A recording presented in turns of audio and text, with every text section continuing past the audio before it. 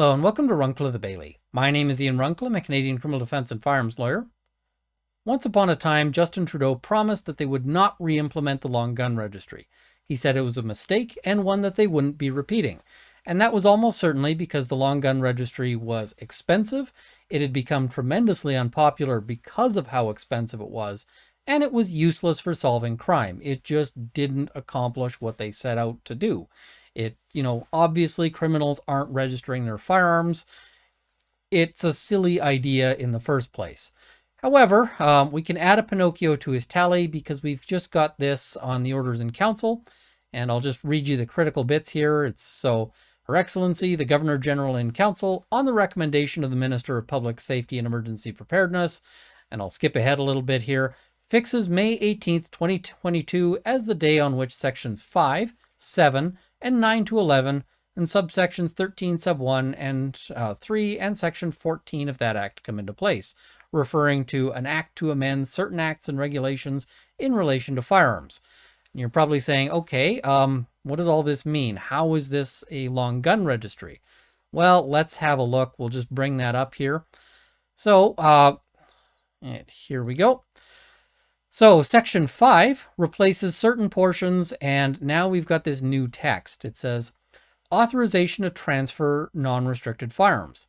A person may transfer one or more non-restricted firearms if, at the time of the transfer, A, the transferee holds a license authorizing the transferee to acquire and possess a non-restricted firearm. So that's not new. I mean, you have to have a license to buy a gun here in Canada. B, the registrar has, at the transferor's request, issued a reference number for the transfer and provided it to the transferor. That's new. And the reference number is still valid. So let's break down a little bit of what all is going on here. So information, the transferee shall provide to the transferor the prescribed information that relates to the transferee's license for the purpose of enabling the transferor to request that the registrar issue a reference number for the transfer. Now, all of these reference numbers are going to go into a database or a registry, if you will, so that they can then track who's been buying what. So we've got a long gun registry. It's also going to require a great deal of increased record keeping on the part of firearm businesses. So it says a firearms officer who issues a license to a business must attach the following conditions to the license, which requires them to record and for the prescribed period keep the prescribed information that relates to the business's possession and disposal of non-restricted firearms, and keep it for 20 years, or for a longer period if they later decide that 20 years isn't long enough. And if they stop being a business, they are required to then send those records off to the chief firearms officer, who can then put them into that database or registry. Now, of course, they're going to be reinventing the wheel, so they've got to build a new system here. So all of the money that they spent on the previous registry, well, I can't say all of it'll be lost, but who knows how much they'll be able to save here. Now, they're going to be trying real hard to spin this as not a new long gun registry because, of course, they promised. And so they're going to say, whoa, whoa, whoa, this is not the long gun registry. This is the long gun database. It's different, right? Now, it is different in that it's even dumber. And the way it's even dumber is that this now requires you to provide a whole bunch of information to anyone who you might want to buy a gun from.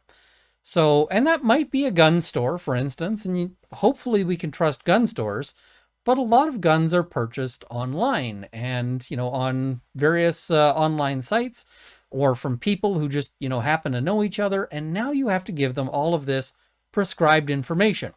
And what we've heard from previous releases is that the prescribed information includes basically everything about you relating to guns. It's all of the stuff that you would use otherwise to confirm to the chief firearms officer who you are. If you call up the chief firearms officer and say something like, I want to change my address, they want to verify who you are. And now you'll be able to verify that whether you're the person who is the person, or if you're just the person who sold them a gun once upon a time. Now, you don't even have to actually sell them the gun. You could just create a fake profile online and say, hey, I've got this gun for sale, great price, and wait for people to want to buy it. And then you just collect their information and use it for the purposes of identity theft or for turning around and buying another gun on their account, essentially, from somebody else. So this is going to be fantastic for facilitating criminal acquisition of firearms. It'll be a great day if you're a criminal and you want to either engage in identity theft or if you want to buy a gun illegally. This will do amazing things for facilitating that. I cannot imagine a worse system. I can, just with a few minutes of thought, this could be vastly improved, and it's still a bad idea.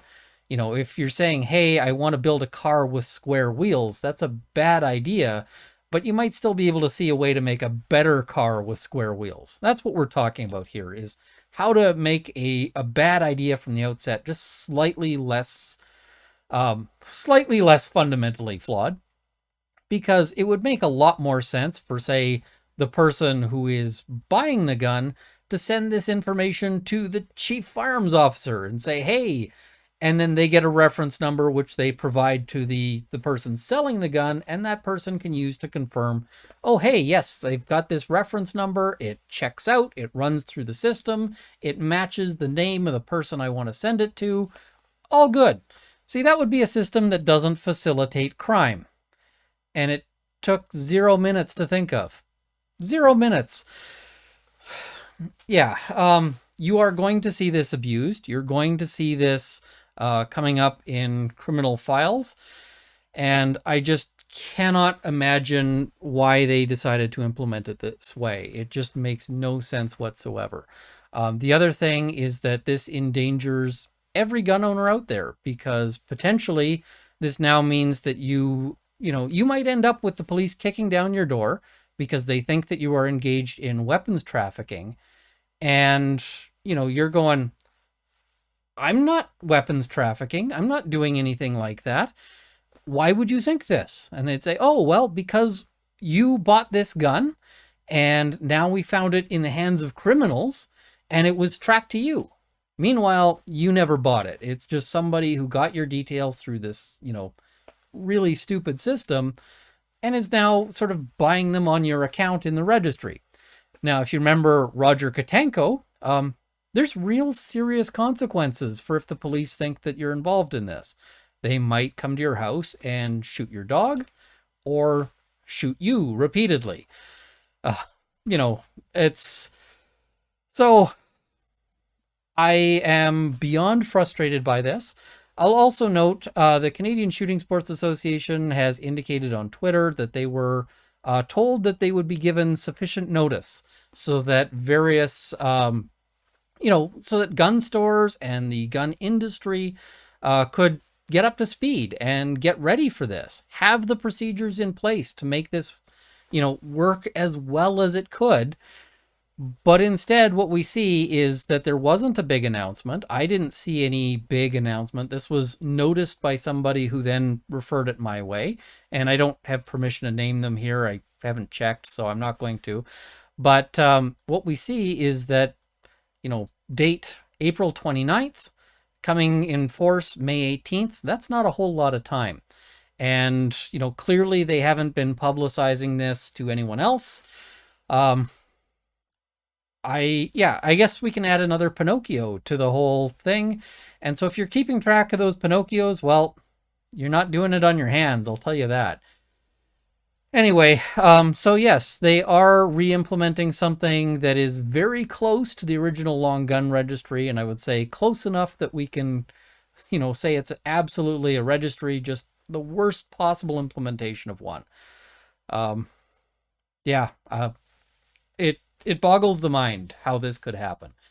Anyway, I wish I had better news for you, but I figure it's kind of important to let you know.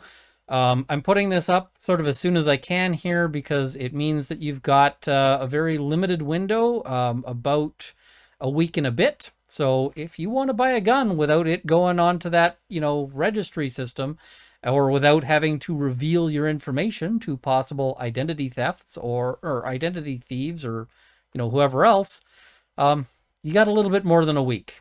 So anyway, happy shopping, I guess. If you found this to be interesting or educational or useful, please like this video, share it with your friends, subscribe to see more content. I want to thank my Patreon supporters and anyone who wants to contribute, although I suspect that a lot of you are probably out maybe doing some shopping instead. That's okay. But yeah, so at the $50 level, Canada's National Firearms Association, the CCFR, and the Canadian Shooting Sports Association. At the $30 level, Sights and Arms Limited and Marc-Olivier Damour.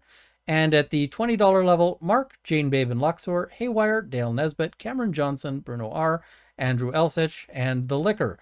Thank you as well to the $10 supporters who will be in the crawl immediately following. If you want to support this channel, you can do it via Patreon. You can do it via Locals. There's links in the description below. Thank you for watching, and I hope this has armed you with knowledge.